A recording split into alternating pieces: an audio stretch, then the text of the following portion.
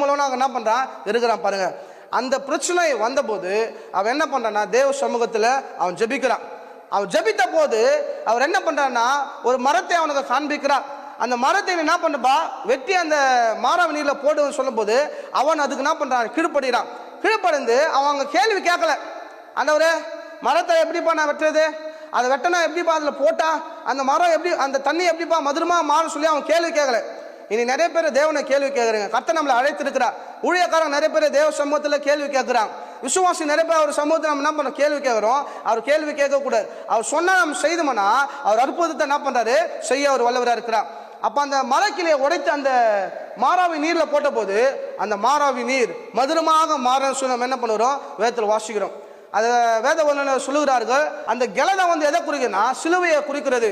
அந்த சிலுவை ஒரு குடும்பத்தில் வரும்போது, அந்த சிலுவை ஒரு சபையில வரும்போது, அந்த சிலுவை ஒரு தனிப்பட்ட மனிதனுக்கு வரும்போது தேவனாக கர்த்தருடைய வாழ்க்கையை மாறாவின் வாழ்வா இருந்தாலும் அதை இயேசுவின் நாமத்தினால அது மதுரமாய மாத்த ஒரு வல்லவராக இருக்கிறார். என் அன்பு ஜனங்களே, இந்த வார்த்தை கேட்டுக்கொண்ட உங்களுக்கு இயேசுவின் நாமத்தினால உங்களோட ஊழியக்காரன் நான் அறிக்கை செய்கிறேன். ஜெபத்தோடு உங்களுக்கான ஜெபித்து கொண்டு இருக்கிறேன். உங்களுடைய வாழ்க்கை மாறாவின் வாழ்வா இருக்குதா? உங்களுடைய வேலைகள் மாறாவின் வாழ்வா வேலையா இருக்குதா? உங்களுடைய பிசினஸ்கள் மாறாவா இருக்குதா? உங்க குடும்பத்தில் மாறாவின் வாழ்க்கையா நீங்கள் காணப்படலாம். அந்த சிலுவை உங்களுடைய குடும்பத்தில் வரும்போது, அந்த ஜெய கிறிஸ்து இயேசு உங்களுடைய உள்ளத்தில் வரும்போது இயேசுவின் நாமத்தினால உன் மாறாவின் வாழ்வை அவர் மதுரமமாக அவர் மாற்ற அவர் வல்லவராக இருக்கிறார். அடுத்த பாயிண்ட் என்னன்னு பாருங்க.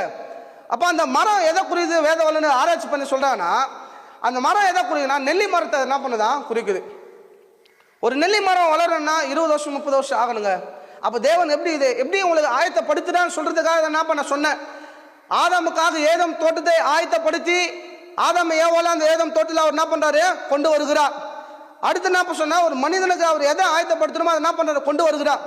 இப்ப பாருங்க, அப்ப அந்த செங்கடை 2ஆக பிளந்துட்டு அவர்கள் பிரயோசித்து போகும்போது அடுத்து தேவனுக்கு தெரியும் இவங்க மாறாவை நீராண்ட வருவாங்க, ஜனங்கள் மோசையை முறைப்பாங்க. அப்ப மோசையை முறுமுறுக்கும் போது மோசையை நோக்கி நான் ஜெபிப்பான், அவங்க எதனா ஒரு காரியத்தை நான் ஆயத்தப்படுத்தணும்னு சொல்லி 25-30 ஆண்டுகளுக்கு முன்பதாகவே அந்த நெல்லி மரத்தை கர்த்தர் என்ன பண்றாரு ஆயத்தப்படுத்துறார். ஏதோ புஷ்ன்னு சொன்னவொடனே நெல்லி மரம் என்ன பண்ணல வரல. அப்போ 30 வருஷத்துக்கு முன்னாடியே தேவன் நெல்லி மரத்தை என்ன பண்றாரு ஆயத்தப்படுத்துறார். என் அன்பு ஜனங்களே, இந்த 2025 இந்த மே மாசத்துல கர்த்தர் உங்களுக்கு என்னத்தை ஆயத்தம் பண்ணி வச்சிருக்கிறாரோ உங்களோட குடும்பத்துக்கு, உங்களோட கணவன் மனைவி பிள்ளைகளுக்கு, உங்களோட வியாபாரத்தில் எதுவா இருந்தாலும் எதை ஆயத்தம் பண்ணி வச்சுக்கிறாரோ இயேசுவின் நாமத்தினால உங்களுக்கு தீர்க்க தரிசனமா சொல்லுகிறேன். அது இயேசுவின் நாமத்தினால இந்த ஆண்டுல நீங்கள் பெற்றுக்கொள்ளும்படியாக கர்த்தர் உங்களுக்கு அனுகிரகம் பாராட்ட ஒரு வல்லவராக இருக்கிறார். இதுக்கு செய்ய வேண்டிய ஒரே ஒரு காரியம், அவர்